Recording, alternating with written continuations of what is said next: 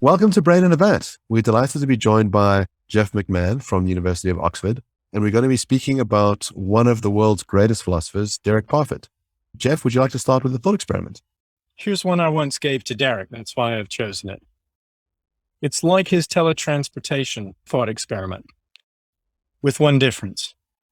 As in Derek's teletransportation thought experiment, you can imagine there is a scanning booth on Earth that normally scans a person's body, sends all the data to a replicator booth on Mars, where a perfect molecule by molecule replica of the person on Earth is instantaneously created. And in the first version of the thought experiment, as Derek gave it, the original person's body is disintegrated at the time that it is scanned. Here's my variation of the thought experiment. It goes like this. Here I am on Earth, and I'm going over to the scanning booth. But right at that moment, a nuclear bomb lands on my head, and it blows me up and the scanning booth instantaneously. Right at that moment, the replicator booth on Mars randomly produces a molecule by molecule replica of me exactly as I was just before the nuclear bomb landed on my head. Okay, what am I to think about this person on Mars who's exactly like me in every way as I was the moment my body was disintegrated on Earth? Now, the reason I gave that thought experiment to Derek is that in Reasons and Persons, he claims that the criterion of personal identity is non-branching psychological continuity with any cause. He canvassed some various options, including the right cause or a reliable cause, or whatever, but he ended up thinking any cause will do, but there has to be a cause. And I gave him this thought experiment to persuade him that he shouldn't have a causation requirement in his account of personal identity. So I asked him, is there really any difference between my case and yours that matters, either for personal identity or for what I should care about in an egoistic way? Because for Derek, a psychological connection is just really a similarity between an earlier and a later mental state. That's what a psychological connection is. It doesn't require any underlying continuity of the tissues in the brain in which these mental states are registered. Now, my view was that kind of continuity of the brain is actually necessary, both for personal identity and for what matters. He didn't think so. And I thought, if you don't think so, then you should think that causation is inessential as well. And he agreed with me. And I've been going through his papers in recent months, and I have found old letters and exchanges and so on that we had, in which he wrote back to me saying, yeah, you're right, I don't need causation, but he never did a second edition of Reasons and Persons and changed that. I just want to clarify something. So in the original thought experiment, I step onto the pad, and then a moment later, I step off the pad, let's say on Mars. And I'm assuming that I cease to exist on the original pad, or are we talking about the experiment where I continue to be on the original pad? In his version and in my version, the original body that steps onto the pad, well, mine doesn't quite get to the pad. His gets on the pad, is scanned, and the scanning itself causes the complete disintegration of the body. So the human organism is utterly and totally annihilated. In my case, the human organ is utterly and totally annihilated as well, but it's not scanned. The question whether somebody dies or continues to exist is precisely what's at issue. And so Derek thought, no, teletransportation is just a very quick mode of transportation. One doesn't require the same body or the same brain. All that's necessary is that there should be these psychological connections between the person on the pad and the person in the replicator booth on Mars. And for Derek, again, the psychological connections are just similarities of mental states. They don't require any physical continuity or causation, as I persuaded him. And so for Derek, I survive. I don't die. My body's disintegrated, but I'm not my body. I'm the person on Mars. And it's important to that thought experiment that the disintegration of the body on Earth and the creation of the replica on Mars should be more or less simultaneous. There shouldn't be any overlap. Because as you note, he gave a further variant of that thought experiment in which there's actually a malfunction of the scanning booth. You step on the pad, the body is scanned, the replica is created on Mars. You're a little bit puzzled. You walk outside the scanning booth and the technician tells you, we've had a bit of a glitch in the machine here. It hasn't disintegrated your body, but it has damaged your heart and you're going to die within a few days. But don't worry, there's the replica carrying on Mars. And he was unfazed by this, but it's precisely that kind of variant on the case that persuades me. This isn't a case of fission.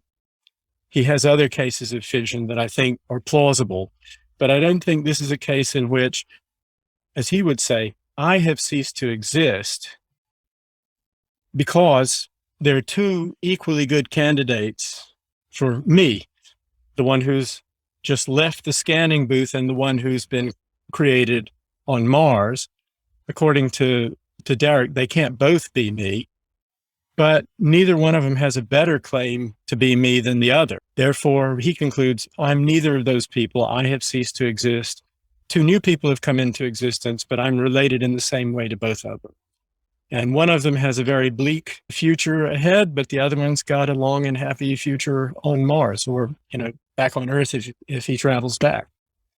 In my view, I cease to exist when my body is disintegrated. In his example, I just find that overwhelmingly intuitive. And Derek and I talked about this, and it's really very difficult to go deeper than intuition in this kind of case. But what he said to me was this: he and I were both what he called reductionists about personal identity. There's nothing more to my existence than certain relations obtaining between bits of matter over time. And we both agree with that. But for me, it's really compelling that among the relations that have to hold are certain relations of physical and functional continuity of areas of my brain. There's a book by Ira Levine called The Boys from Brazil. And the premise of the book is that there's a Nazi organization that wants to recreate Hitler. And so they have DNA from Hitler and they have a whole bunch of parents and they try to recreate the circumstances of Hitler's life. And you can imagine that, let's say you had enough time that one of these boys would wind up having the same mental states as the original Adolf Hitler. Maybe it takes hundreds of years to kind of do this to the experiment. I take it there what you have is some kind of deliberate recreation of the Hitler type figure in The Boys from Brazil. But we can imagine just through enough random chance that if humanity were to persist for another 100 million years, that there would be a being that has the same mental states as some other being. And so if you take out the causation line, you've got to accept then that both of those beings really are identical. That even though there is no relationship between them whatsoever, as long as they share the same mental states, they are the same. And that seems rather strange, which is, I think, what you're trying to capture with your thought experiment. You say, well, the machine on Mars just happened to generate a being that had the same mental states as the being on Earth. It could have generated any other number of plethora of beings. It just came out that way. And that seems like, an odd conclusion to reach, that they are identical with each other. Yeah, interestingly, you mentioned the notion of the eternal recurrence. Lucretius actually held the view, I think it was Lucretius rather than Epicurus, I can't remember for sure, but one or the other of them, of these atomist philosophers, thought what the universe is just a collection of atoms, understood differently from, of course, from the way that we think of atoms, but they're just floating around in space, combining and uncombining in different ways. And Lucretius thought eventually these atoms will converge again in exactly the same way they are in me now. I can't remember whether he thought that that would constitute his coming back into existence. Now, in that case, he was actually imagining the very same physical particles recombining in exactly the way they were combined in him. And given my view, I'm more open to the idea that my existence could be discontinuous in this way.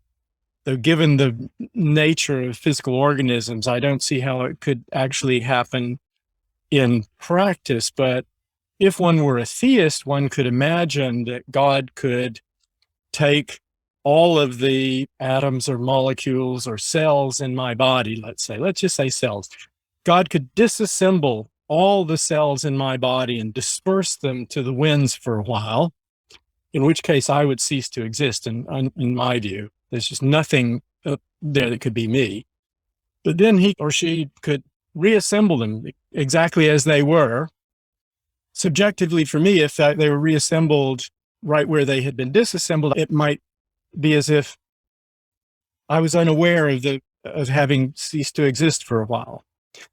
That seems to me to be possible. And I always wondered, by the way, about the beaming down in Star Trek. This is the old Star Trek that I watched when I was a little kid. I always wondered when Captain Kirk would go to that little thing and just be these little sparkles and he would disappear. Then there'd be sparkles on the planet below and he would reappear. Whether what was happening was the transporter room was sort of somehow disassembling his cells or molecules and beaming them down where they would then be reassembled by this miraculous machine, or whether he would be being disintegrated in the transporter room and being made in Parfit style, remade through a kind of replication. But for Derek, either one would have been equally good. For me, only one of them would work.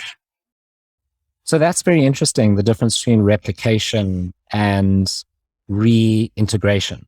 So in the one case, you've got the very particles of Captain Kirk beamed down to the planet and then the very same particles reorganized.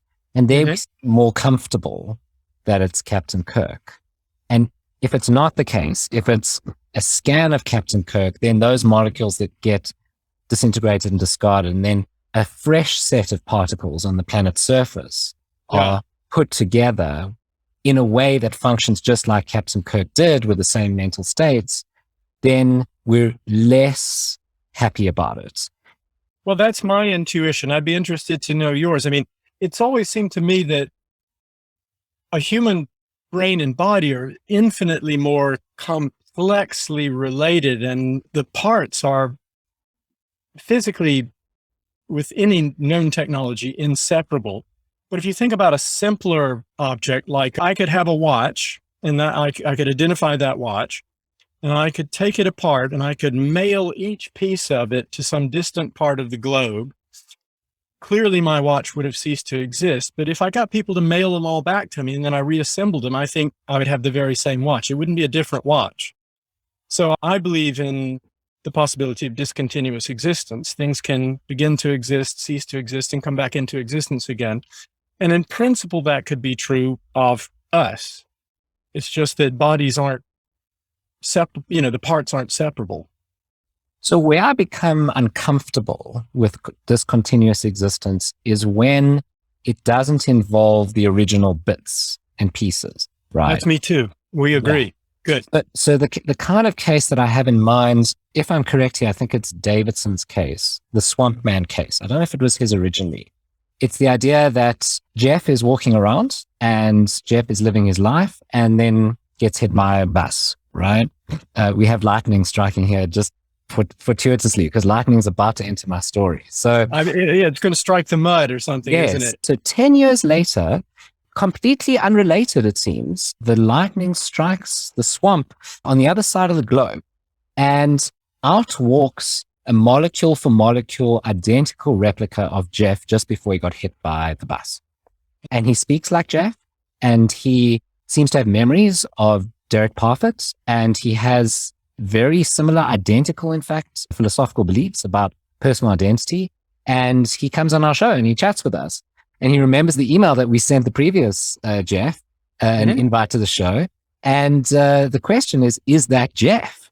And he behaves just like Jeff. He has all of Jeff's mental states. He doesn't have Jeff's molecules, and he has a severely discontinuous existence. Seems like it's not Jeff. Well, Derek thought it would be me. He made the teletransportation example one in which the creation of the replica and the disintegration of the original were more or less simultaneous, so that it wouldn't be discontinuous existence. It'd be discontinuous in a way because it would be spatially discontinuous, but perhaps not temporally discontinuous. And this is what Mark was getting at a moment ago about with enough time, there will eventually just randomly be somebody like me. Circumstances are unlikely to be the same, but I suppose with absolutely infinite time and enough planets and so on, who knows? But yeah, my intuition is as I'm about to be hit by the bus and somebody tells me, don't worry, in 10 years, there'll be a swamp man who will be just like you. I think, get out of here. I don't care about that guy. I mean, if it'll be some consolation to me, because if I've got just only a couple more chapters of my magnum opus to write, I can be pleased that this guy will write them for me. And my book, the one that I actually planned out, I really did it, will get completed by somebody else. And that's good instrumentally. But you might get jealous, right? So you might get jealous of the other guy completing your work. I'm very happy for him to do it. I'm going to be well disposed towards this person. I think he's a very nice guy, but I'm not going to worry about he hits his thumb with the hammer when he's nailing some boards together and stuff like that. That's his problem, not mine. I'm not going to anticipate those pains. Now, Derek would. And it might be that other being is like Stephen Fry finishing off Douglas Adams's earlier work. It's a separate being. You're glad that he finished off the unwritten work, but it's not the same. So Jason and I have this ongoing debate we've had for a couple of years now. So Jason takes the view that if you imbibe enough alcohol or enough of a certain kind of drug, that it changes your mental states sufficiently, so that when you're in the state, your dispositions are different. I can ask you what your philosophical views are, and you give me totally different answers because you're, high on heroin or mushrooms, or he even thinks, too much champagne, that you then cease to exist. And he thinks then that a new being pops into existence that is a clone of you. It has your memories. It might share some of your prior beliefs, your dispositions, but it is not you. He thinks once you cease to exist, that ends. And I think with the disagreement, you think that when the atoms of you get split up around the world and then put back together, that you pop back into existence. He thinks, no, if you cease to exist, there can be no hibernation. You're dead. And there can only be these clones of you later. Yeah, so that's all correct, but it's even worse than that. It's not just that your bits are dispersed and come back together. It's that your bits are dispersed, come back together with changes. So when you're inebriated or have taken the mushrooms or whatever it is, you undergo changes. And so when you come back, you're not the same as you. Wait a minute. I thought you don't come back. Well, yes, you don't. Exactly. When someone pops into existence. Yeah. So there's body A, right? So body A is before you take the shrooms. Body B is on the shrooms. Body C is off the shrooms. I'm claiming They're that presumably all the same body, but let me be technical with you for a moment. One and the same body. It's inhabited by me, or I coexist with this body, or am part of, as I would think of myself. I'm part of this body for a while. On your view, when I take the psychedelic and my mental life becomes completely different, I cease to exist. A new individual pops into existence in association with one and the same physical organism. I mean, nothing happens to it. And then as the drug wears off, the psychedelic man goes out of existence and a third person comes back into existence who's uncannily like me, but I'm not there. I'm not coming back into existence. that's correct. Yeah. Have I got it? Can I say why I don't think that's right? Sure, go for it. Okay. Whether you think psychological continuity doesn't require any physical basis, or whether, like me, you think it does. What I believe happens in that case is that all of the original person's dispositions, character traits, beliefs, values, desires, intentions, and so on persist throughout the state of inebriation. It's just that during that period, the person is having some hallucinations, some delusions, or whatever. And these changes affect the dispositions that the person has at the time. Some dispositions are suppressed and impulses are fed into the brain by the chemicals and so on. But all the basic psychology of the original person is, throughout this process, preserved structurally in the tissues of the brain.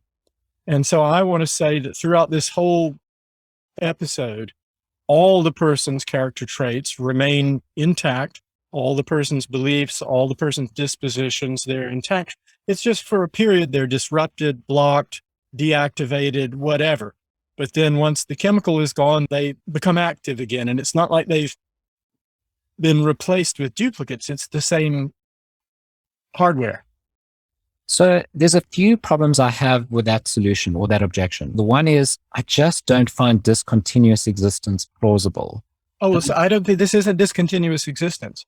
I exist throughout the whole thing. Yeah, I think I exist throughout the whole thing. The original person doesn't go out of existence. No new person comes into existence. What happens is that there is a brief period of superficial psychological discontinuity, just as there can be with temporary amnesia or something like that. You know, Parfit had a brief episode of transient amnesia that was very strange. He had to ask his wife, did I write this book, Reasons and Persons? Had no memory of having done it. And, you know, this was not a terribly unusual phenomenon. It happens, but it's temporary. So there's this strange temporary partial discontinuity of the psychology. And I think that's what's happening in the cases you describe it, but nobody ceases to exist. So what worries me is limiting cases. Let's say, for example, you take the shrooms and this trip goes on for a while. 2 hours pass, 4 hours passes, and it should wear off, but it doesn't. And now we're at 8 hours and lasts for a week and 2 weeks. And this is a phenomenon that we know about. And some people never come out of the trip. Suppose it's 2 years later and we come to you and we say, well, is this Jason? Is this the same Jason? And you're going to say what? Are you going to say, it depends on what happens next. So I can only tell you now whether it's still the same Jason if he comes back afterwards? Or are you going to say it's indeterminate whether it's the same Jason? Because I want to say it's not. And if it's not in the 2 year case, I'm going to work backwards.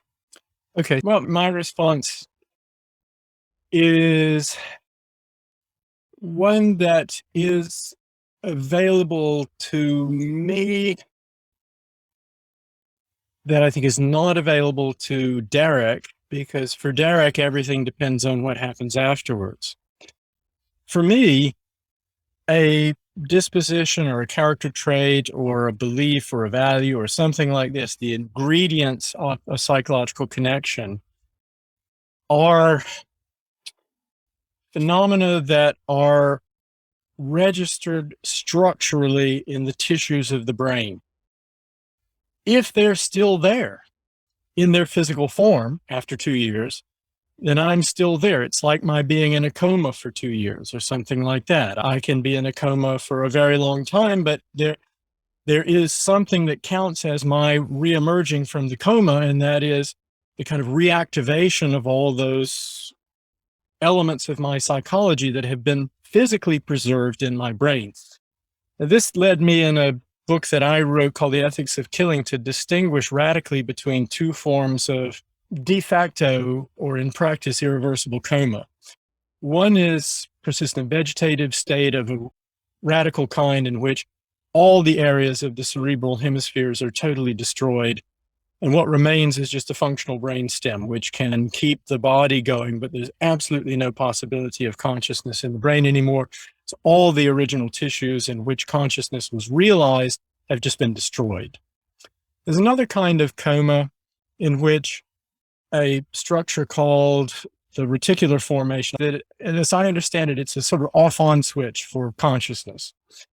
That if this is switched off, you can't generate consciousness in the cerebral hemispheres, but the cerebral hemispheres can remain completely intact and undamaged.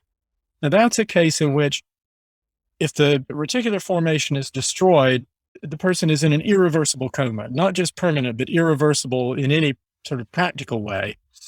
And yet, there is something that in principle would count as the revival of the one and the same person, namely those tissues in which this person's mental life is still preserved but can't be brought to consciousness are still present and undamaged. So I say person still exists in that form of coma, but not in the first form.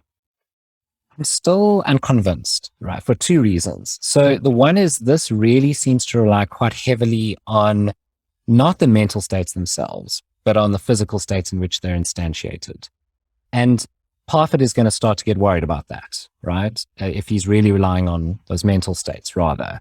And if you buy into a psychological criterion of identity, you're going to start to feel uncomfortable, which I do. But the second reason is I can embellish the case further. Okay. So it's not a coma that I'm in the case I'm representing. It's that I'm on shrooms, and during those 2 years, I start to act very differently. I might make new friends, meet a new partner, have a very different life. I might change my religious beliefs and interact very differently with the people around me. Maybe they far prefer me. I stop practicing philosophy and become a guitarist, and really people far prefer the new Jason. And then 2 years later, imagine a treatment comes out, which will stop the new Jason from acting and allow the old Jason to pop back in. It seems like the way I'm describing it now is the correct way to describe it, is that there's these different Jasons, right? The new Jason and the old Jason. The old Jason off the shrooms, the new Jason on the shrooms are two different people. One could make parallel claims about dementia or brain damage, very severe forms of brain damage that alter character, memory, everything. But actually, there's this difference, and that is that in your case, if the original Jason reemerges after, say, several years of the dominance of the freewheeling rock musician Jason, and here we get the staid, boring philosopher again. What's happened is there's one continuous consciousness here. There's one brain generating consciousness. Presumably, does the Jason on the magic mushrooms have any memories of the life of Jason the philosopher? I mean, we have to ask these questions of detail. What I would say here is that there are two issues, and we owe it to Parfit that we can distinguish between these two issues. I think this is one of the most important philosophical discoveries that Derek made, in that he distinguished between personal identity and what I would call the basis of rational, egoistic concern about the future. Like, if I know that I'm going to suffer horrible pain tomorrow, I fear that and worry about it in a way that I don't fear it and worry about my wife's pain or my child's pain tomorrow, even though I might actually care more about their pain than I care about my own. It's not a matter of caring. It's the way I anticipate it as either something that's going to be in my consciousness or not. In that way, I think there's going to be continuity of consciousness throughout the careers of Jason 1, Jason 2, the rock star, and Jason 3, the reemergent philosopher. So on my view, all one and the same person, but with extreme psychological discontinuity in the middle, but then a recovery of the connections between Jason 1 and Jason 3. Now, and here I'm just borrowing from Parfit, whose great insight I think this was, is that Jason 1 can rationally, in a self-interested way, care much less about what's going to happen to Jason 2 than it's rational for Jason 1 to care about Jason 3, because Jason 1 and Jason 3 are closely psychologically connected and continuous, though with this terrible disruption for a time. This is something that doesn't really happen in practice. So we've got dementia, but that's permanent loss. There's no recovery. Now, there is one interesting parallel here, and that is that in certain forms of dementia, I think in Alzheimer's, those who are close to the demented individual will say, she had real moments of lucidity yesterday. And what that means is suddenly the person kind of reemerges a bit. The way I've always thought of progressive dementia is the brain is just relentlessly, progressively destroyed. Neurons are just being killed off, areas of the brain are shrinking and atrophying and so on.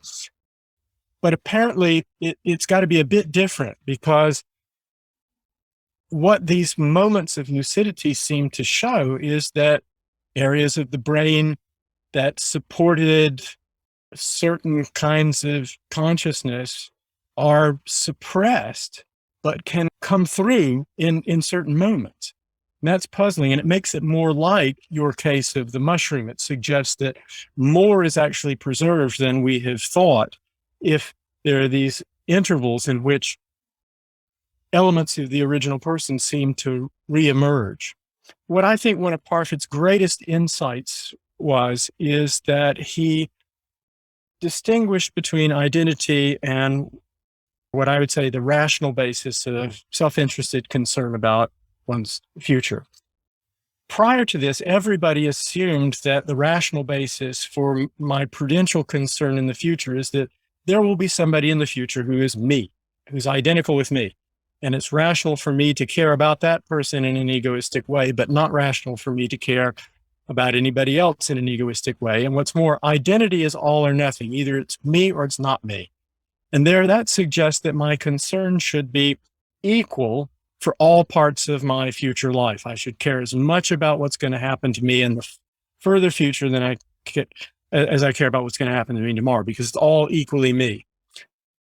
And Parfit had some ingenious thought experiments, and I think originally derived from David Wiggins and maybe Sidney Shoemaker, about brain transplants and that sort of thing, that convinced him that the reasons that I have to care about some person in the small case of that kind. I wonder about two kinds of cases. The one is an ordinary case we're all going to go through, which is that you're born, you have a certain small number of mental states when you're an infant, you carry some memories with you as you grow up, you lose some as you grow older, and then you die.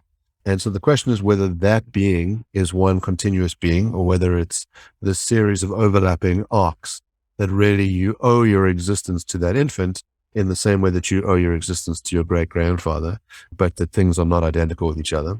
The other one is a case from film. So there's a movie called Memento, and Guy Ritchie plays the lead character. And he's got this interesting condition in that his wife gets brutally murdered, and he gets hit on the head, and he now has a certain kind of movie amnesia where he can only remember certain things for about 15 minutes. And so the movie is told backwards, but he's covered his body in tattoos so that he can sort of looks down and says, your wife was murdered, you're hunting your killers, this is your motivation.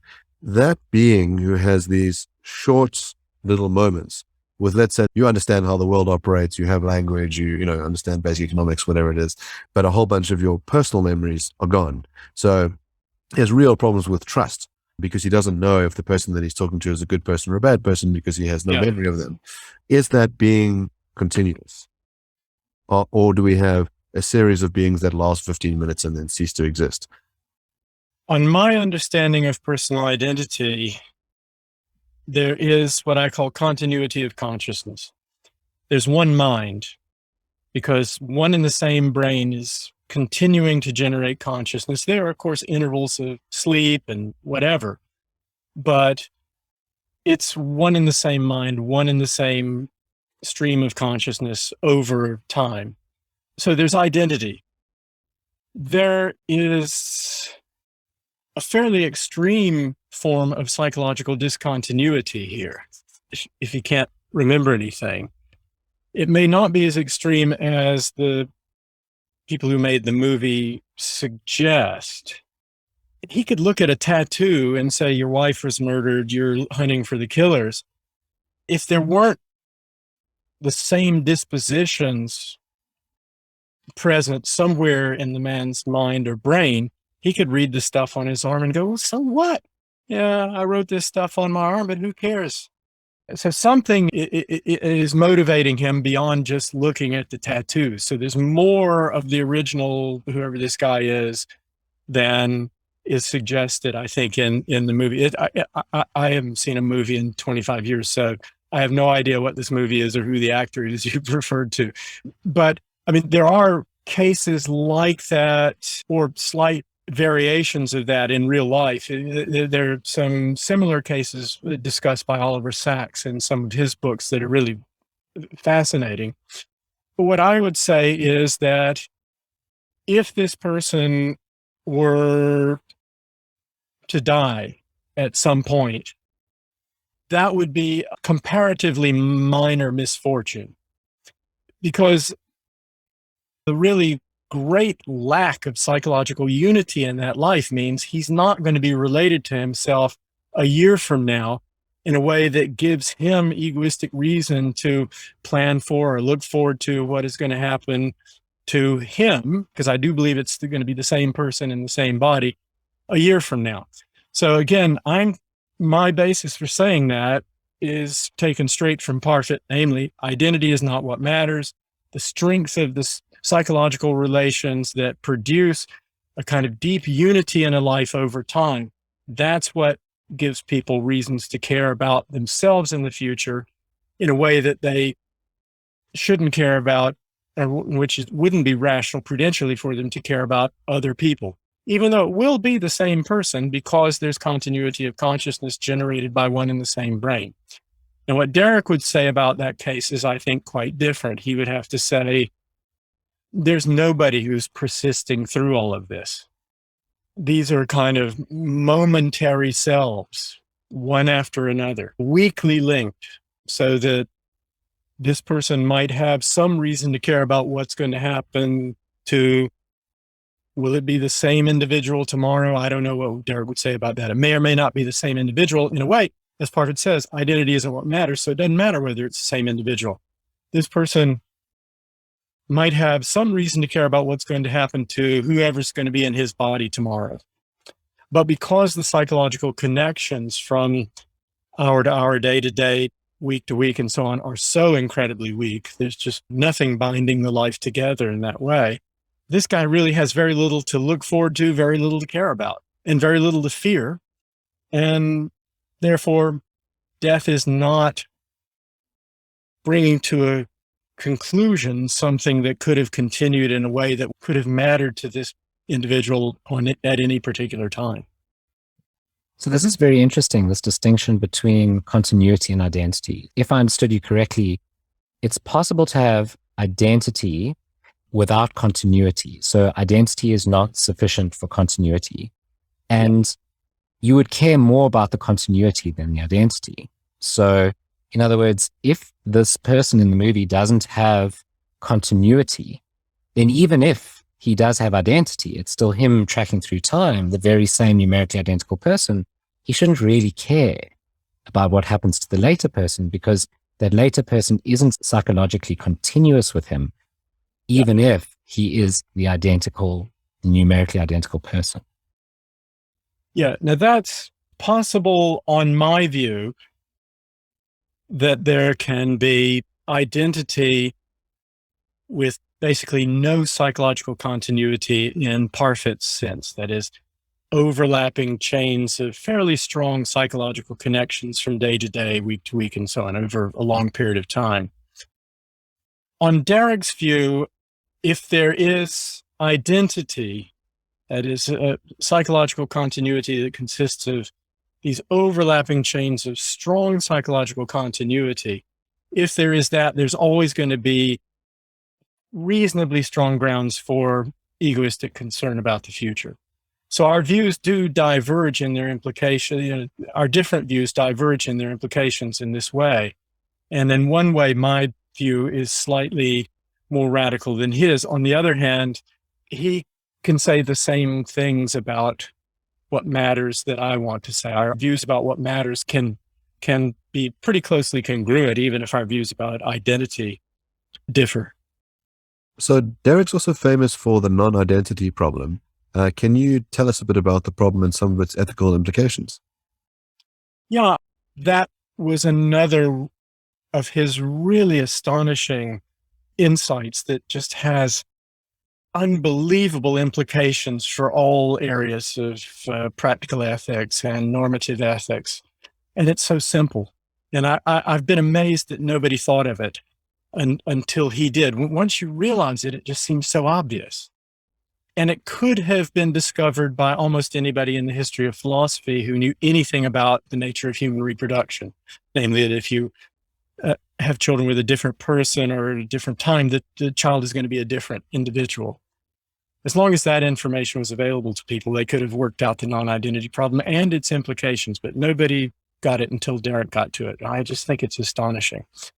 The non-identity problem is basically this, that who comes into existence depends on when a human conception occurs, because when a human conception occurs, naturally, apart from IVF or something like that, determines which gametes fuse together to create an embryo, which will be genetically and therefore phenotypically distinct in various ways.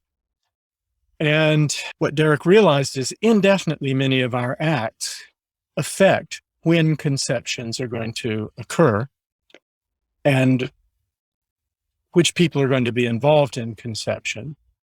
And this leads to the problem that there are many acts that we do that bring about what we think of as bad effects in people's lives that are nevertheless not on balance bad for those people and not worse for those people, and arguably don't violate their rights, even if the effects are quite bad, precisely because the acts that cause these bad effects are necessary conditions of the existence of the person in whose life they occur. So I'll give you the easiest example to make sense of, and that's climate change.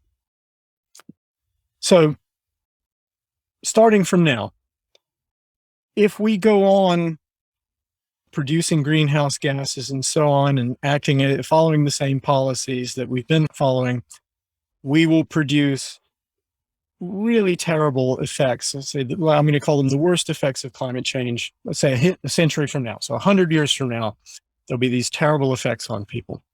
You can imagine most people's lives will still be worth living. It's just that they will contain a lot more suffering, injury, disease, and early death. They can still be worth living.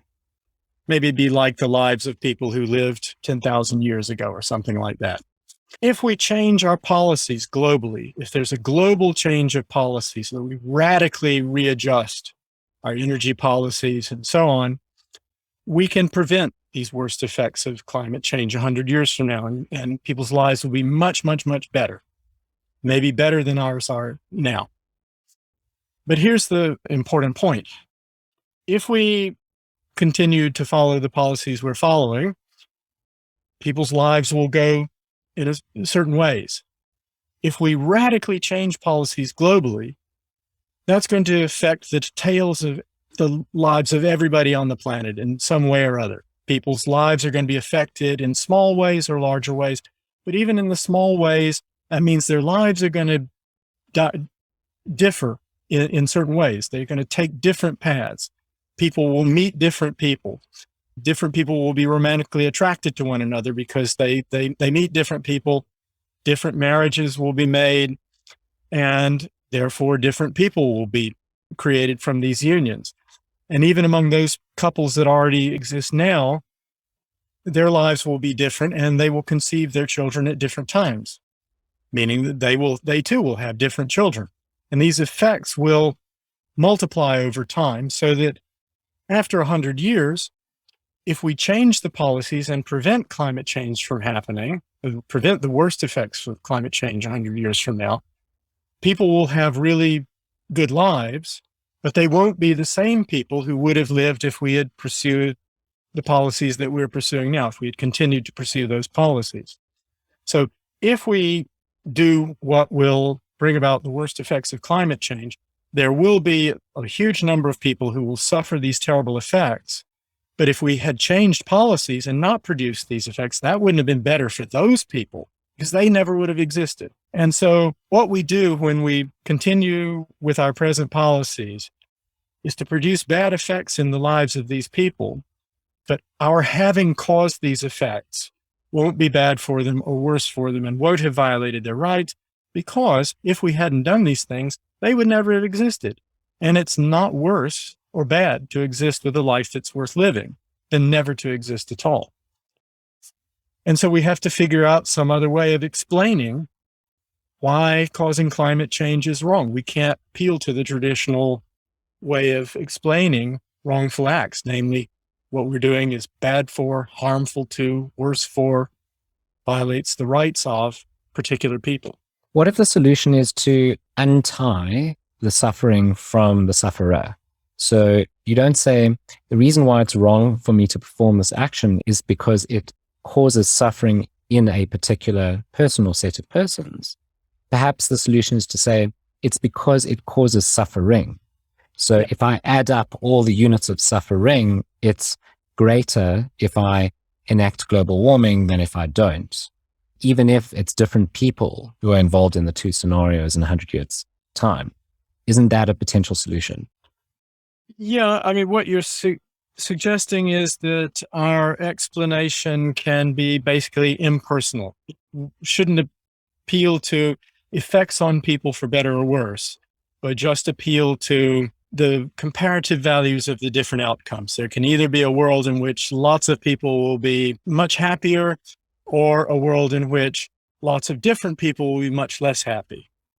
And surely we have a reason to bring about the world in which there are more happy people, because that's the world, that's the outcome in which there'll be more of what's valuable, namely happiness. What Parfit showed is we can't have a simple solution like that. If, for example, suffering is impersonally bad, so we should try to reduce suffering, we definitely want to acknowledge that happiness is also impersonally good. And so just as we have impersonal reasons to prevent suffering, we also have impersonal reasons to create happiness. And we can have these reasons to create happiness taking the form of reasons to create happy people. So one way in which we can now do what's good is to bring more and more happy people into existence. And we have to decide how strong that reason is in relation, for example, to our reason to bring about happiness for existing people. So here, all these people living lives of a very low quality of life somewhere, and I could make their lives a lot better, let's say, or I could implement some sort of governmental policy that will cause there to be a lot more happy people born in some other area of the world. Is it really every bit as important to bring these new people into existence as it is to make these existing people better off, much better off?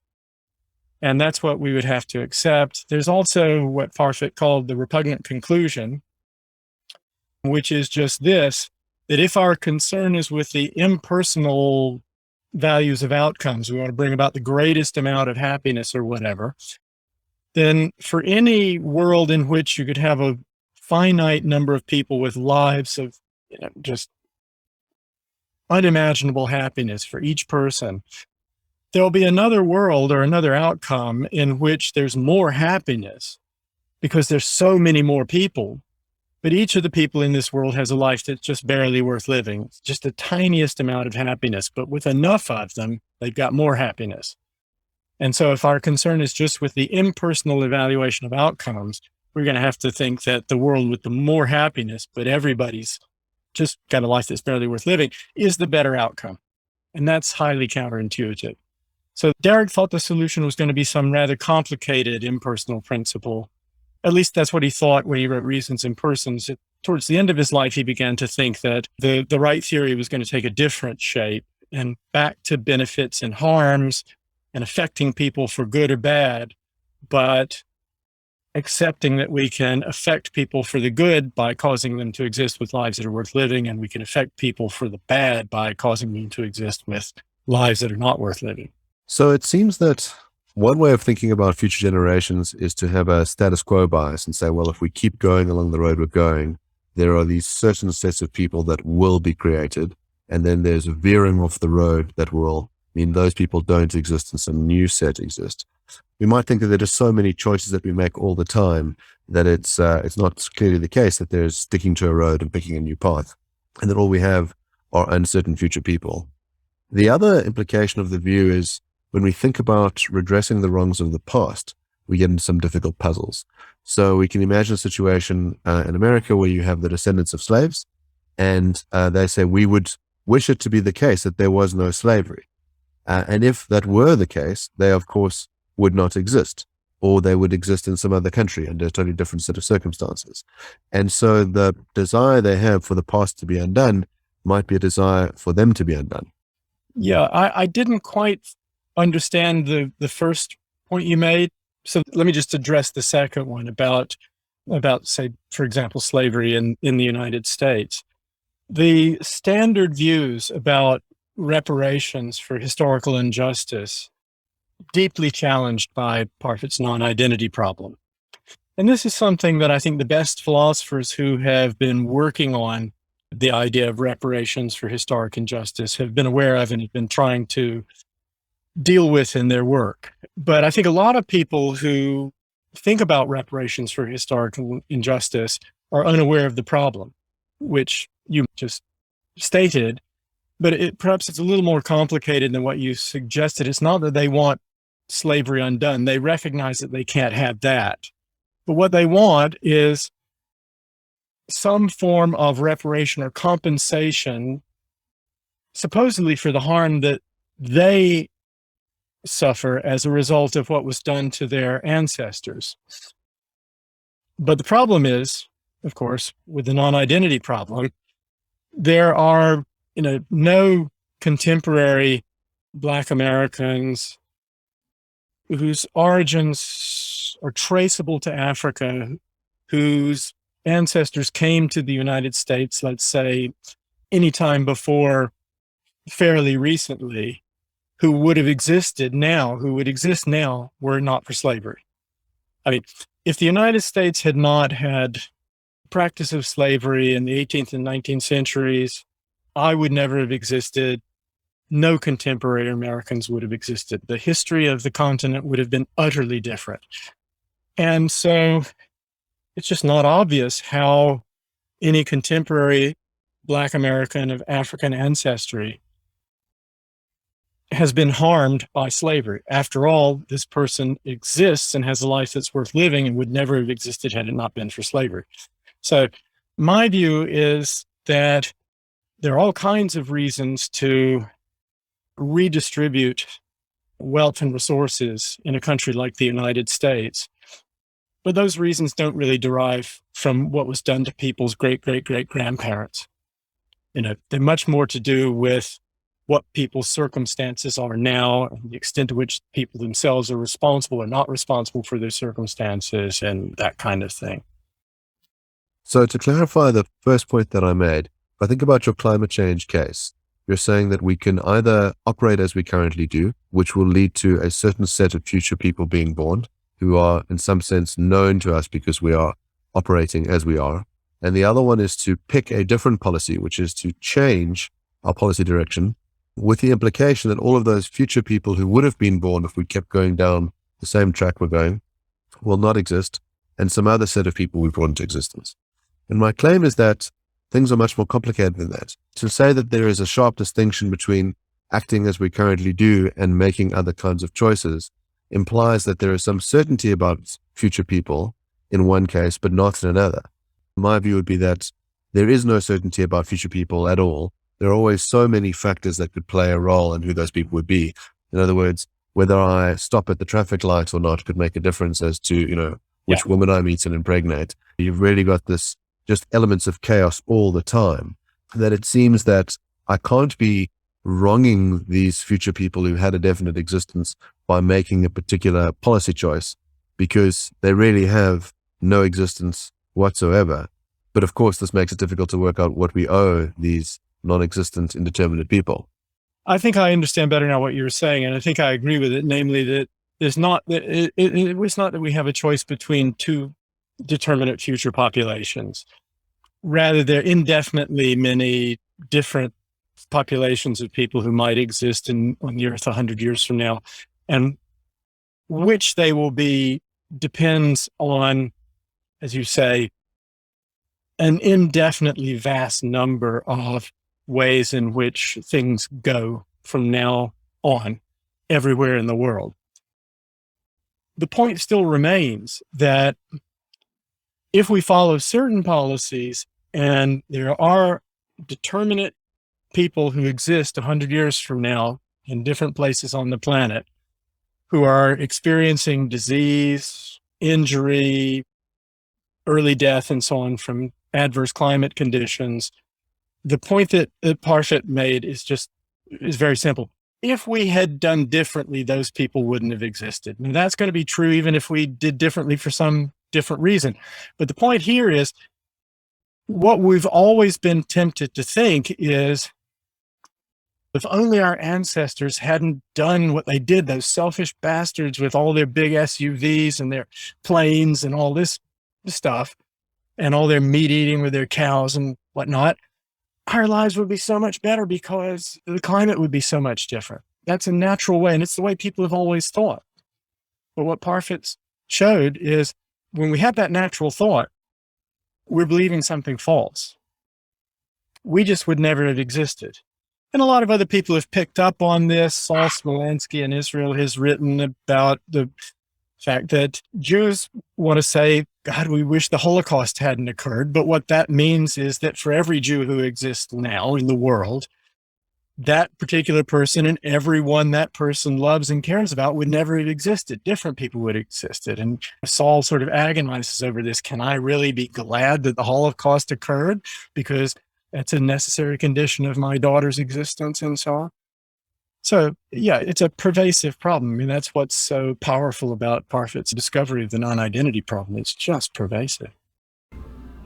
Thanks for tuning in to this episode of Brain and Navat podcast. My name's Jimmy Mullen, and I will be interning with Brain and Navat from here on out. I decided to wear my Hawaiian shirt for this short little video because Jason and Mark were both wearing theirs this episode, so I wanted to show some solidarity there. I'm studying political philosophy at Rhodes College in Memphis, Tennessee, which also happens to be the rival undergrad school of Jeff McMahan's University of the South, aka Swanee. Like, our rivalry goes back 50, 100 years. So it pains me to say this, but Jeff is absolutely brilliant. I want to recommend that all of you check out Principles and Persons, The Legacy of Derek Parfit on Amazon. It is Jeff's latest book. So thanks for listening, and I'll be tuning in from here on out.